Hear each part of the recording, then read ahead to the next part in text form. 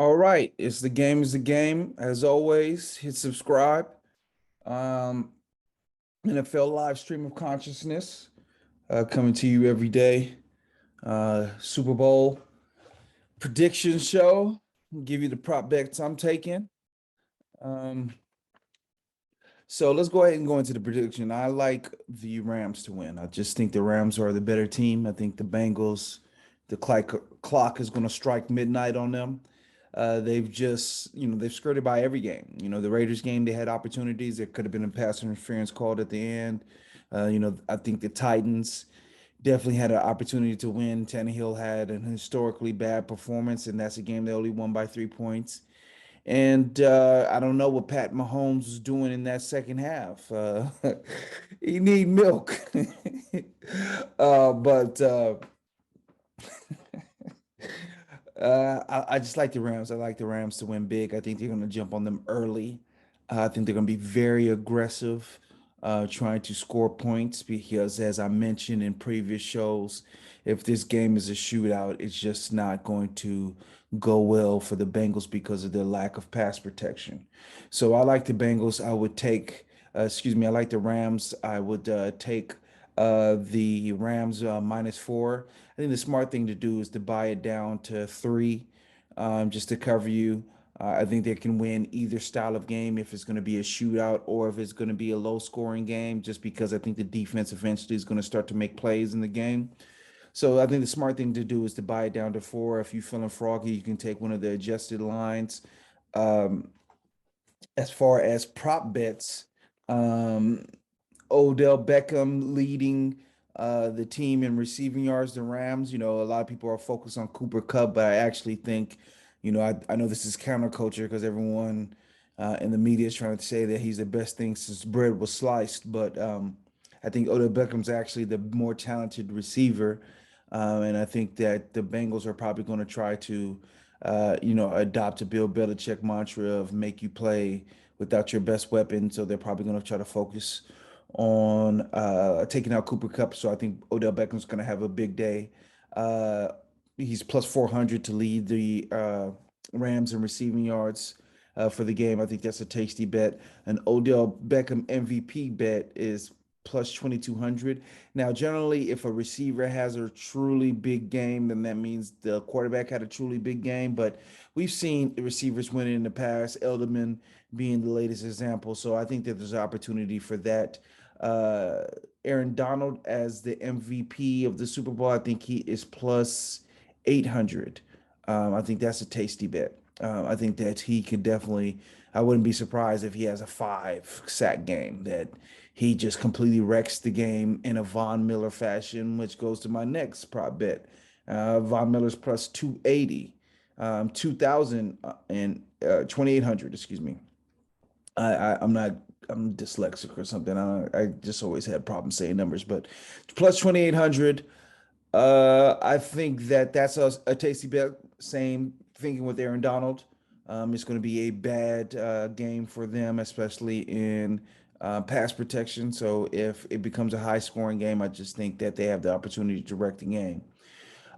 Joe Mixon, if you like the Bengals and you don't agree with my assessment, I think Joe Mixon at plus 2,800, it's going to have to be a low scoring game where he carries the load and really runs the ball efficiently. And if you like them, I think that he's a better pick than Burrow. I mentioned in a previous one that taking a non-quarterback just in general is plus 240, so that's a tasty one as well. Um, Von Miller sack over under 1. If he has more than 1 sack, it's plus 135. Once again, Joe Burrow's been under siege this whole postseason. Games um, in a dome, it's going to be fast off the field. It's just going to be a game where I think they're just going to be able to rush the passer. So I think that's found money. And the last of the prop bets is an over 47 and a half on distance for a field goal, that being the longest distance. The kicker, McPherson, has just been just a complete weapon this offseason. So I think that They're going to be very aggressive in trying to get points with him, going for long field goals. These guys made 2+ 50-yard field goals in this postseason, so I think that they're going to be very aggressive with him. So I think that's a tasty bet. So those are my prop bets.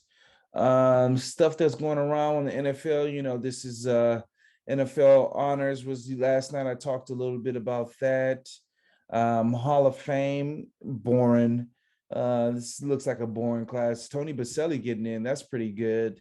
He's one of the first players that I remember when I got into watching football. If you remember, the Texans got him in the expansion draft, and he just kept getting hurt and he couldn't play. And they drafted Derek Carr, and he was supposed to be the one to protect David Carr, excuse me. And then he got hurt, and then David Carr got sacked a historic amount. A lot of people theorize if he never gets hurt, then maybe David Carr becomes a really good player, better than his brother even. So, I'm at the age now that a lot of the players that I see going into Hall of Fame, I will remember them getting drafted. I remember the Patriots drafting Richard Seymour. I remember playing with Brian Young on Madden when he was on the Niners. Sam Mills is from the Panthers. I think that's legendary Keep Pounding. That's like the mantra, the Panthers model, keep pounding, and he's the one that came up with it. I believe he passed away from cancer. Dick Vermeil.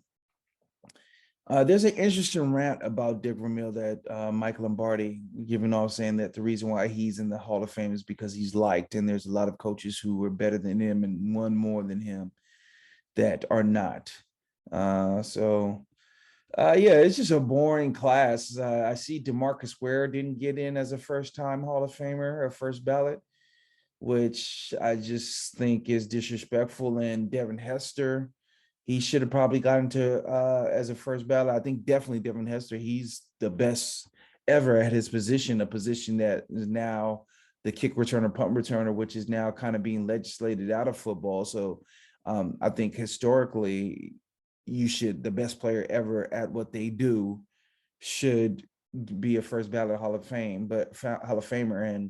But there's just not the media attention on the special teams. Mattress Mac bets $5 million. Mattress Mac and I mean, it's popping. Like, if I didn't know better, I would think that he would have like a podcast or something. Like, he keeps making these bets in public. I don't know what he's really gaining from it, except the headline every once in a while. But he keeps making these large bets, and he's making a $5 million bet on the Bengals to win. I think that's that'll get you probably like $12,000. Let's see if it's money line at plus 170. So at plus 170, he is getting at 5 million would be 3,500. So 8,500 altogether. Look at me. I just told you I'm good with math. I'm just not good with saying it. Any purchases. So he put a $4,500 money line bet on the Bengals. Oh, well, so he's wagered 9.5 million altogether to win 16.2 million. Is this the new way Marty Bird is laundering money on Ozarks? Like, this doesn't make sense that he's spending all this money. Caesar Sportsbook said this is the largest bet that they've ever taken.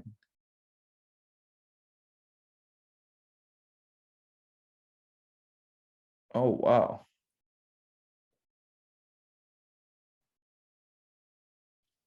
74% of the money line wagers are on the Bengals, while 50%, 52% of the amount wagers on the Rams. So it's pretty even.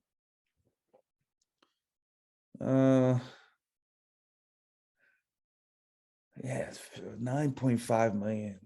God bless America. God bless America. That's the biggest bet they've ever taken. I'm surprised that other people haven't put in a larger bet, but yeah. So, Matrix Mac, I don't know. I don't know, bro. Like, what's going on with here? He says he's made the money. This is promotion for his business, and he's already made that money through. So, I don't know. God bless America. So those are my picks. I don't think it's going to be a particularly good game. For some reason, I'm just not in the Super Bowl mood. Like usually by now, I'm thinking about what am I going to eat. I'm trying to stay in shape and get in shape. Summertime, shirt off all summer. So maybe that might be it. But I don't know. I'm just not into this Super Bowl. So let me know your comments if you feeling the same way. If you disagree with my pick, respond to all the comments. Thank you for tuning in. I'm gonna get to you guys this weekend. I'm sure there's gonna be something to talk about on every day. This is Black NFL coaches lament the hiring policies. We could talk about that tomorrow. We'll just see if anything breaks. Hopefully it's quiet. There was nothing that really came through the transom through the Super Bowl media day. These all used to be like bigger things, the whole pageantry going up to the Super Bowl. But I think in this era where there's so much things like me and so many different networks and outlets covering stuff, it's just not the same. Like sometimes in the Super Bowl, that'll be the first time you really ever pay attention to a team. Like I'm sure like when the Falcons got to the Super Bowl, the Dirty Bird Falcons. But now it's just like with fantasy football, with daily fantasy, with the amount of people betting now, that betting is legal in so many states, just the amount of football coverage in general. I just think that like Super Bowl media day is just not really that big of a thing. So, all right, it's the game is the game. So what's up, man? What's up with you otherwise, The game is a game. Always.